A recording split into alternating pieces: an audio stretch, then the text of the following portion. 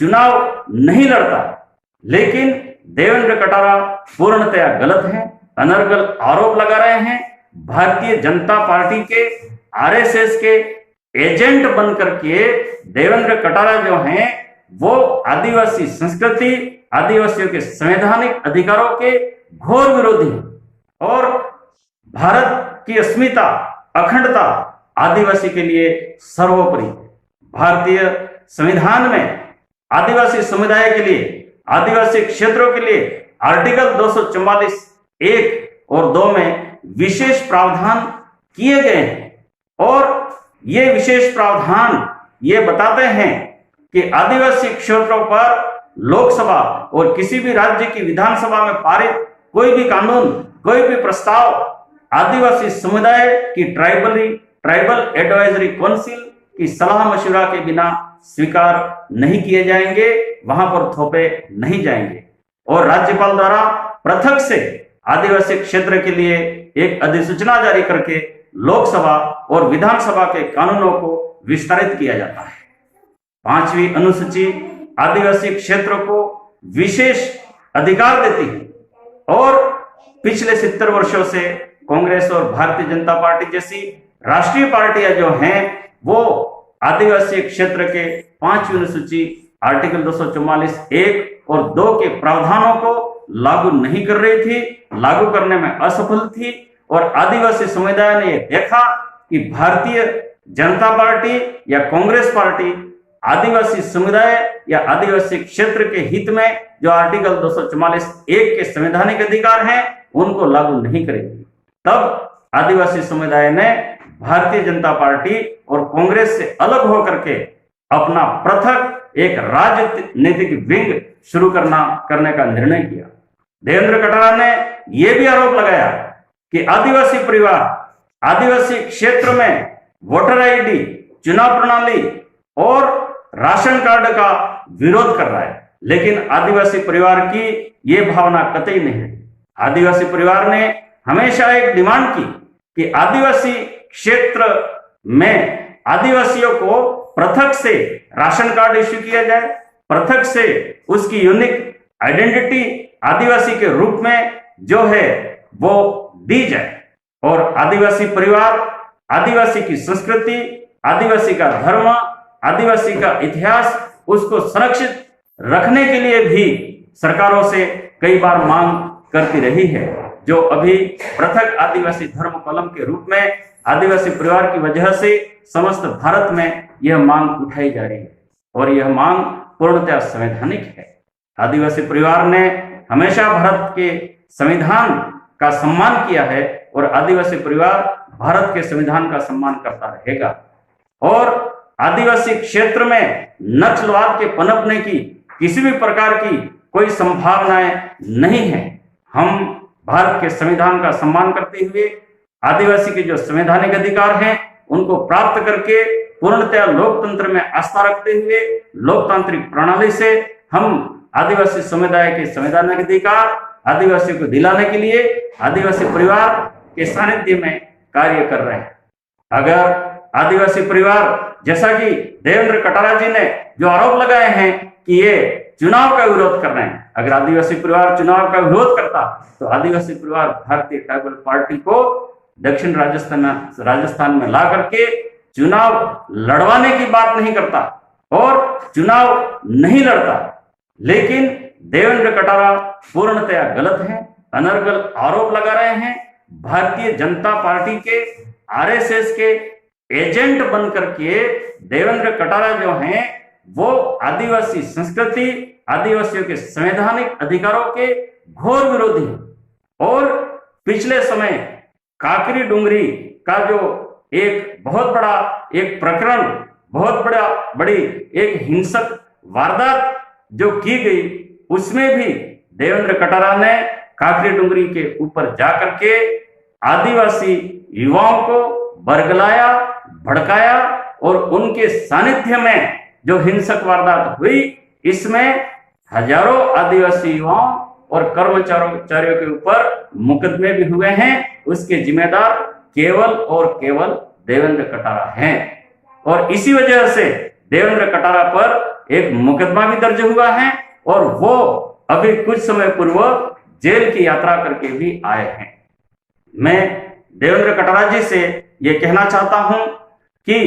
अपनी राजनीतिक इच्छाओं की पूर्ति करने के लिए आदिवासी समाज का इस्तेमाल नहीं करें, आदिवासी समाज का दुरुपयोग नहीं करें, आदिवासी युवाओं को सही मार्ग पर ले जाएं, आदिवासी युवाओं को सही मार्ग दिखाएं। आदिवासी परिवार के जन जागरण की वजह से दक्षिण राजस्थान में 2 विधायक 84 विधानसभा और सागवाड़ा विधानसभा से चुनकर पहली बार राजस्थान विधानसभा में गए और दोनों ही विधायकों ने ईमानदारी के साथ 5वीं अनुसूची और आदिवासी के संवैधानिक मुद्दों को विधानसभा में पहली बार उठाया।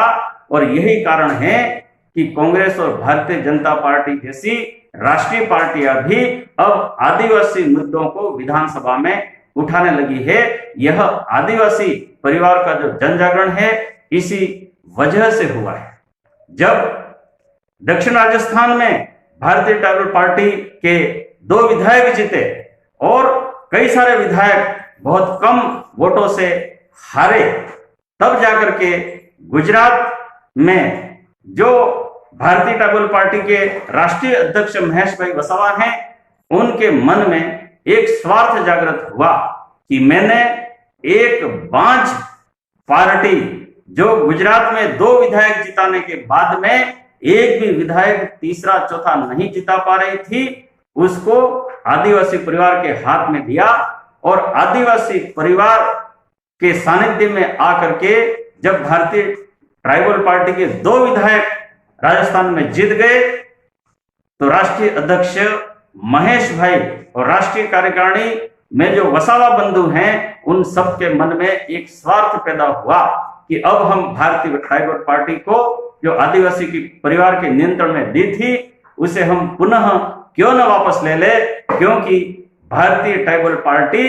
महेश भाई वसावा को अब कमाने वाली पार्टी दिख रही थी, एक जिताऊ पार्टी दिख रही थी। लेकिन महेश भाई वसावा को यह पता नहीं है कि भारतीय ट्राइबल पार्टी राजस्थान में आदिवासी परिवार की बदौलत ही अस्तित्व में आई है और आदिवासी परिवार अगर सहयोग नहीं करेगा तो भारतीय ट्राइबल पार्टी के पास में कोई भी जनाधार आदिवासी समुदाय का नहीं रहेगा।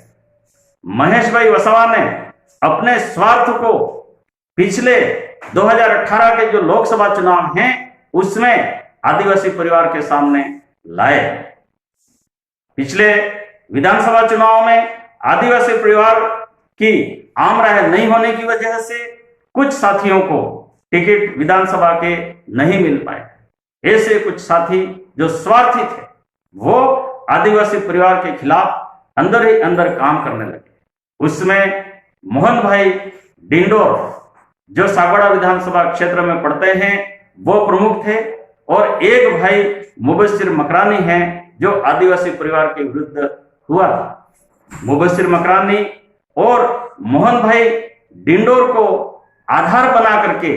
महेश भाई वसावा ने आदिवासी परिवार को 2018 में यह प्रस्ताव भेजा कि क्यों न आदिवासी परिवार राष्ट्रीय अध्यक्ष महेश भाई वसावा को बांसवाड़ा डूंगरपुर से लोकसभा का चुनाव लड़वाए। लेकिन महेश भाई वसावा राष्ट्रीय अध्यक्ष को आदिवासी परिवार ने बांसवाड़ा डूंगरपुर से चुनाव लड़ने से इनकार कर दिया। जब महेश भाई वसावा की यह इच्छा लोकसभा में जाने की आदिवासी परिवार के माध्यम से पूरी नहीं की आदिवासी परिवार ने, तो उसी समय महेश भाई वसावा ने तय किया कि अब मैं राजस्थान में भारतीय ट्राइबल पार्टी को आदिवासी परिवार के नियंत्रण में नहीं रहने दूंगा। और उसी समय उन्होंने गुजरात में भारतीय ट्राइबल पार्टी का जो सहयोगी संगठन भारतीय ट्राइबल सेना टाइगर सेना चल रही थी, उस ट्राइबल टाइगर सेना को राजस्थान में भेजा और आदिवासी परिवार विरोधी मोहन भाई डिंडोर को बीटीएस का राजस्थान प्रभारी बनाया और मोहन भाई डिंडोर के नेतृत्व में राजस्थान में आदिवासी परिवार के विरोध में जो भी टीम थी उसको बीटीएस में रख करके भीतर ही भीतर आदिवासी परिवार के विरोध में षड्यंत्र बीटीपी के राष्ट्रीय नेतृत्व द्वारा शुरू कर दिए गए। जो आदिवासी परिवार के संज्ञान में आए और तब आदिवासी परिवार ने महेश भाई वसावा के समक्ष अपना विरोध दर्ज करवाया कि राजस्थान में आदिवासी परिवार बहुत अच्छे से कार्य कर रहा है, आपको बीटीएस की विंग राजस्थान में भेजने की जरूरत नहीं। और आदिवासी परिवार के प्रमुख साथी गुजरात में भी गए और गुजरात जाकर के महेश भाई वसावा को समझाने का प्रयत्न किया कि आप दक्षिण राजस्थान में आदिवासी परिवार के कार्य में हस्तक्षेप नहीं करें। लेकिन महेश भाई वसावा ने इस बात को इनकार कर दिया, क्योंकि महेश भाई वसावा के मन में एक स्वार्थ पैदा हो गया था कि अब मैं राजस्थान की बीटीपी को अपने नियंत्रण में लेकर के अपने विधायक जिताऊंगा और बीजेपी और कांग्रेस जैसी राष्ट्रीय पार्टियां हैं उनको ब्लैकमेल करके अपना स्वार्थ पूरा करूंगा। ये भावना महेश भाई वसावा के मन में आई। उसका प्रमाण मैं ये पेश करना चाहता हूं कि जब हमारे 2 विधायक जीते और राजस्थान में बनने वाली सरकार को समर्थन देने की बात आई तो राष्ट्रीय अध्यक्ष महेश भाई वसावा ने भारतीय जनता पार्टी के पक्ष में समर्थन देने का एक व्हिप जारी किया।